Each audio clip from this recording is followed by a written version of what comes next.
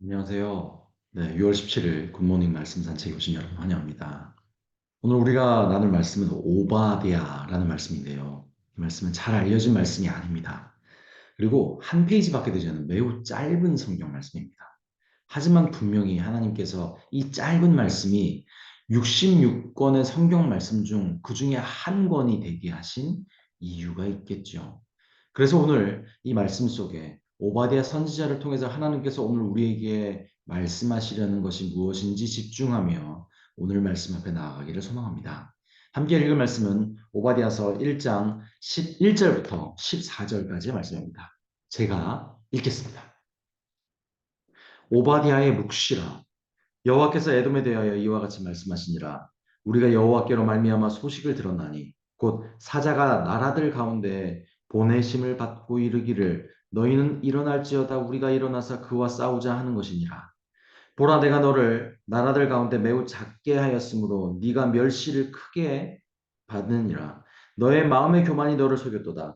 바위 틈에 거주하며 높은 곳에 사는 자여 내가 마음에 이르기를 누가 능히 나를 땅에 끌어내리겠느냐니 내가 독수리처럼 높이 오르며 별 사이에 깃들지라도 내가 거기에서 너를 끌어내리리라. 여호와의 말씀이니라. 혹시 도둑이 내게 이르렀으며 강도가 밤중에 내게 이르렀을지라도 만족할 만큼 훔치면 그치지 아니하였겠느냐? 혹시 포도를 따는 자가 내게 이르렀을지라도 그것을 얼마쯤 남기지 아니하였겠느냐? 네가 어찌 그리 망하였는고요? 에서가 어찌 그리 수탈되었으며 그 감춘 보물이 어찌 그리 빼앗겼는고? 너와 약조한 모든 자들이 다 너를 쫓아 변경에 이르게 하며 너와 화목하는 자들이 너를 속여 이기며 네 먹을 것을 먹는 자들이 내 아래 함정을 파니 내 마음에 지각이 없음이로다.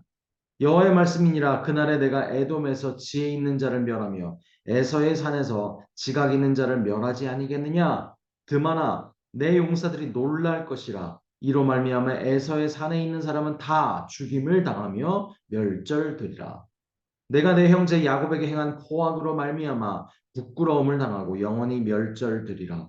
내가 멀리 섰던 날 곧 이방인이 그의 재물을 빼앗아가며 외국인이 그의 성문에 들어가서 예루살렘을 얻기 위하여 제비 뽑던 날에 너도 그들 중 한 사람 같았느니라. 내가 형제의 날 곧 그 재앙의 날에 방관할 것이 아니며 유다의 자손이 패망하는 날에 기뻐할 것이 아니며 그 고난의 날에 네가 입을 크게 벌릴 것이 아니며 내 백성이 환난을 당하는 날에는 네가 그 성문에 들어가지 않을 것이며 환난을 당하는 날에 네가 그 고난을 방관하지 않을 것이며 환난을 당하는 날에 네가 그 재물에 손을 대지 않을 것이며 내 거리에 서서 그 도망하는 자를 막지 않을 것이며 고난의 날에 그 남은 자를 원수에게 넘기지 않을 것이니라. 아멘. 네, 하나님께서 오바디아 선지자를 세우셔서 전하신 말씀은 그 에돔이라는 국가에 대한 심판 선포 때문이었습니다. 오늘 우리가 읽었듯이요. 네, 그러면 하나님이 왜 갑자기 오바디아 선지자를 통해서 에돔이라는 나라의 심판 선포를 했을까요? 먼저 그 이유를 말씀드리자면 바로 에돔의 교만 그리고 불의 때문이었습니다. 그리고 이 말씀을 오늘 우리에게 주시는 이유 또한 동일하게 우리 안에 깊이 뿌리 박혀 있는 그 교만의 씨앗과 그 불의의 씨앗을 확인하라는 거룩한 그 빛에 비추어 보라는 의미로 하나님께서 우리에게 이 말씀을 주셨겠죠. 근데 먼저 오늘 본문의 배경을 이해하자면 우리가 조금 더 오늘의 본문 내용을 잘 이해할 수 있을 겁니다. 먼저 오바댜라는 말씀의 내용이 너무 짧고 그 시대적 배경이 정보가 정확하진 않습니다. 하지만 분명히 그 북이스라엘 말고 남쪽 유다가 멸망했던 그 사건을 다루고 있기 때문에 그 주전 586년 즈음일 것이라고 추측합니다. 네, 당시 그때 남유다가 멸망했습니다. 이스라엘의 마지막 유산이었던 남유다가 멸망했습니다. 그리고 남유다를 멸망시켰던 그 나라가 아마 여러분은 아실 겁니다. 당시 전 중동 지방을 다스리고 있었던 강대국 바벨론이라는 국가였습니다.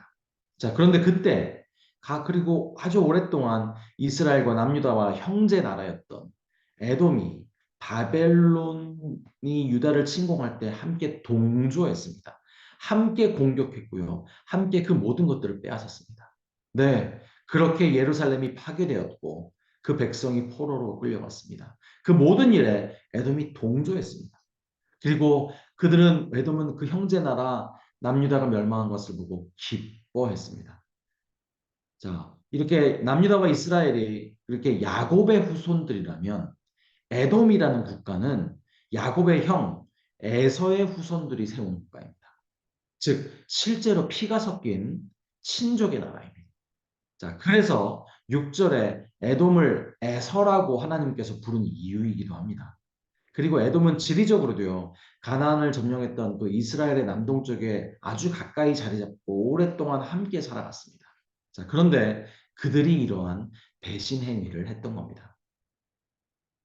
그래서 하나님께서는 그러한 형제 나라 에돔의 배반에 대해서 오바댜를 통해서 심판 예언을 하시는 겁니다.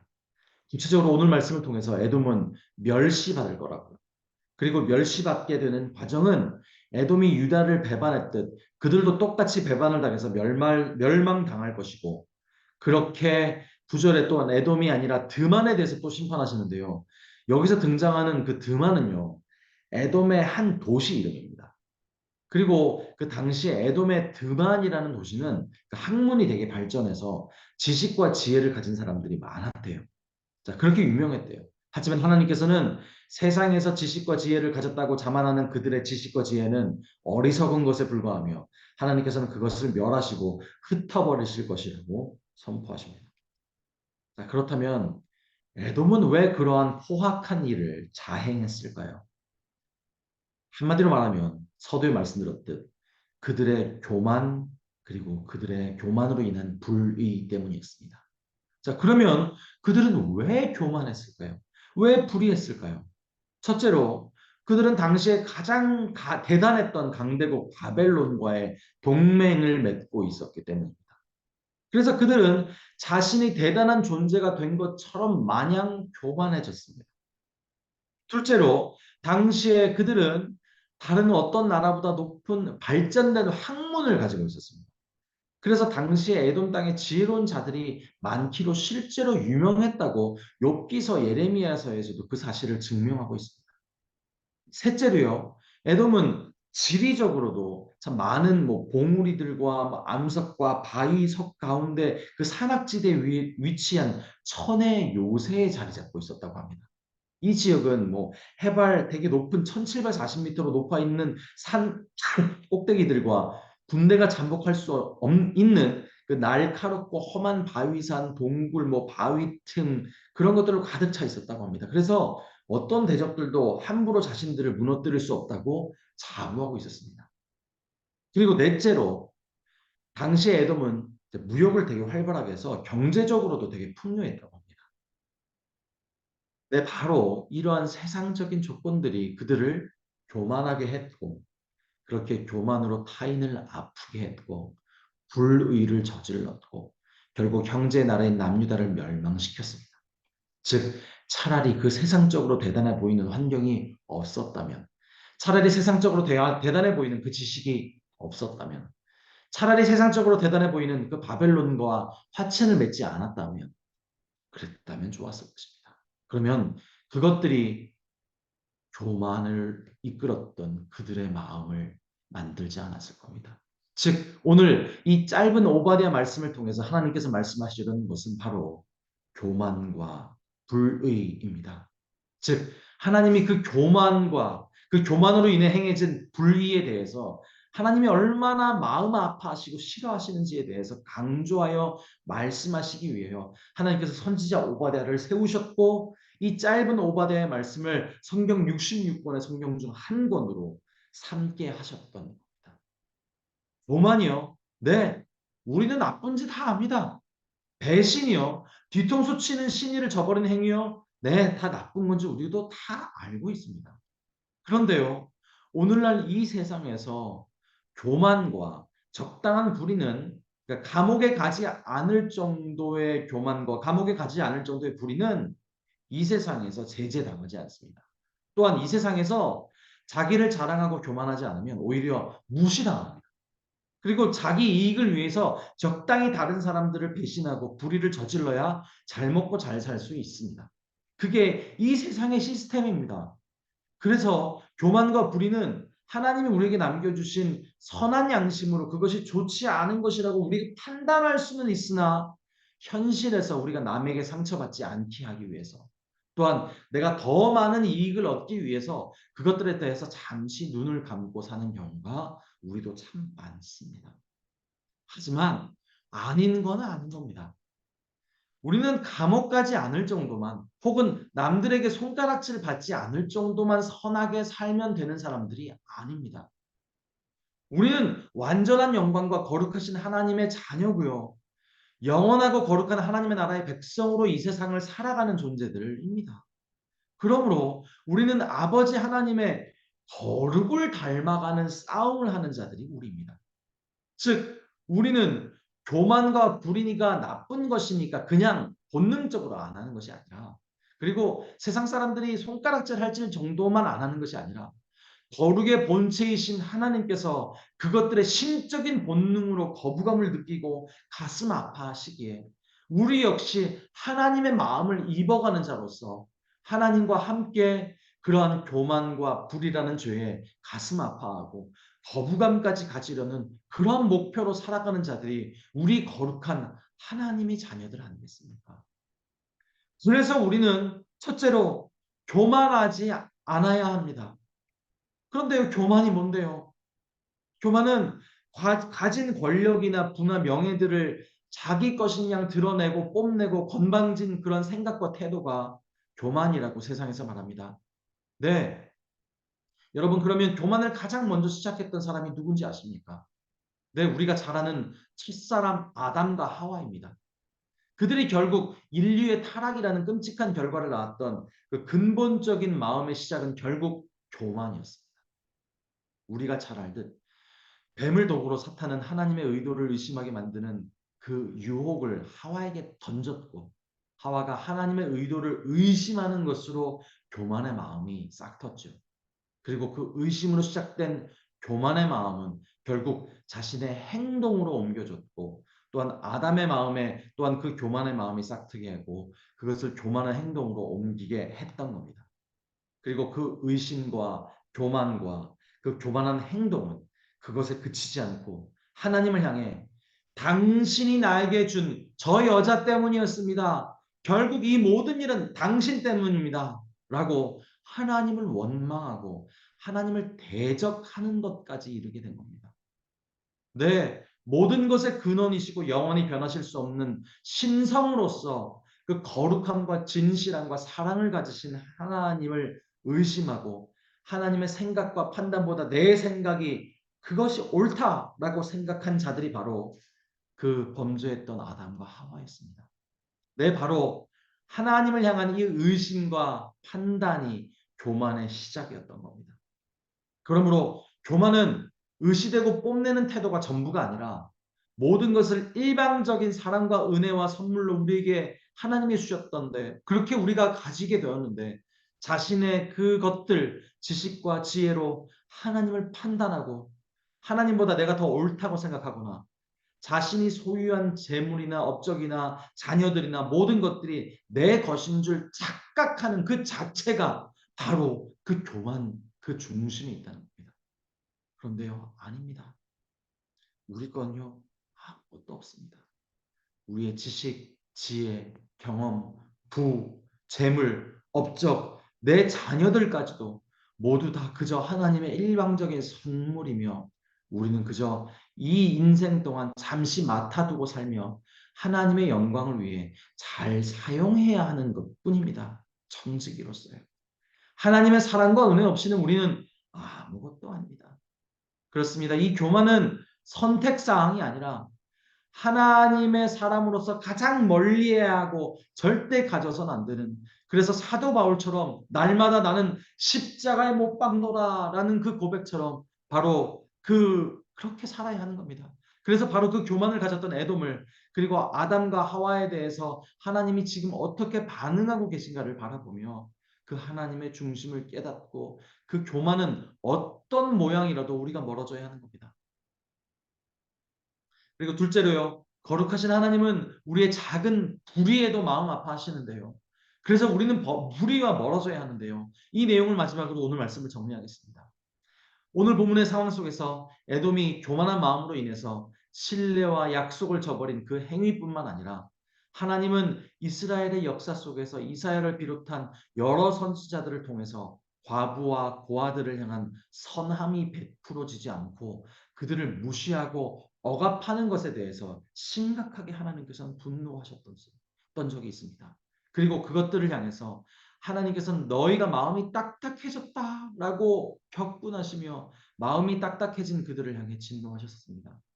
네, 말씀드렸듯 우리는 이 세상에서 자연인들의 도덕 수준에서 그들과 섞여서 살아가서 잘 먹고 잘 사는 것을 목표로 살아가는 사람들이 아닙니다. 우리는 거룩한 하나님의 자녀들이자 영원한 천국 백성으로서 이 세상에서 잠깐 동안 살아가는 사람들입니다. 그러기에 우리는 하나님의 거룩을 목표로 싸우는 우리는 격이 다른 사람들입니다. 그러므로 우리는 적당히 선하게 적당히 살아가는 사람들이면 안 됩니다. 우리는 하나님의 심장으로 그렇게 하나님의 마음을 품고 살아가는 자들입니다. 그래서 하나님의 마음의 아픔에 같이 아파할 수 있는 하나님의 진노하심에 같이 울 수 있는 참 하나님의 사람을 목표로 살아가는 자들이 바로 우리들 아니겠습니까? 그래서 오늘 우리가 확인했던 어떠한 작은 교만에도 불의에도 또한 마땅히 펼쳐야 하는 선을 베풀지 않는 그 자체로 마음 아파하시는 하나님의 마음을 안다면 그런 하나님의 마음으로 함께 하나님과 아파할 수 있는 참 하나님의 사람들이 여러분이라면 우리는 우리 안에 싹튼 어떤 형태로의 그 교만을 멈추고 의심을 멈추고 배신과 불의를 하지 않는 것은 너무나 당연한 것이며 선을 행하지 않는 것, 죄도 범하지 않기 위하여 날마다 싸우고 걸어나갈 것입니다. 그렇게 우리의 모든 삶 속에 생각과 행동 하나와 표정과 그 태도 하나를 통해서도 참 예배자로 살아가시며 그렇게 하나님께 영광 돌리시는 여러분 모두 되시기를 간절히 소망합니다. 다 같이 기도하겠습니다. 오 아버지 하나님 이 시간 하나님의 그 중심을 하나님의 그 심장을 우리에게 열어 보이시니 감사합니다. 하나님 그러합니다. 우리가 그 영광의 하나님의 자녀들입니다. 영광의 하나님의 나라의 백성들입니다.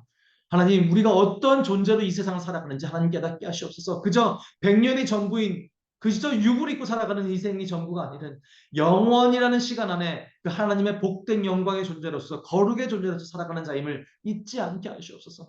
그래 하나님의 심장을 깨닫고 하나님과 함께 아파하고 하나님과 함께 울며 하나님과 함께 가슴 찢어지는 그 모든 불의에 대하여 그 모든 교만에 대하여 모든 세상이 옳다, 세상이 그래도 된다고 하는 그렇게 우리를 속이는 것들에 인하여 우리가 거부감을 느끼고 오직 하나님의 그 거룩한 빛을 향하여 나아가는 참된 하나님의 거룩한 자녀들 되게 하시옵소서. 그렇게 오늘을 목표로 살아갑니다. 날마다 오늘을 그 하나님 우리의 그 죄의 성향을 또한 십자가에 묻고 오늘을 하나님께 올려드립니다. 하나님 오늘 가운데 온전히 하나님의 그 거룩이 그 진실함이 그 아름다움이 우리 한 심령 한 심령 가운데 넘치게 하여 주옵소서. 그렇게 삶의 예배자로 나아가게 하시옵소서. 예수님 이름으로 기도드렸습니다.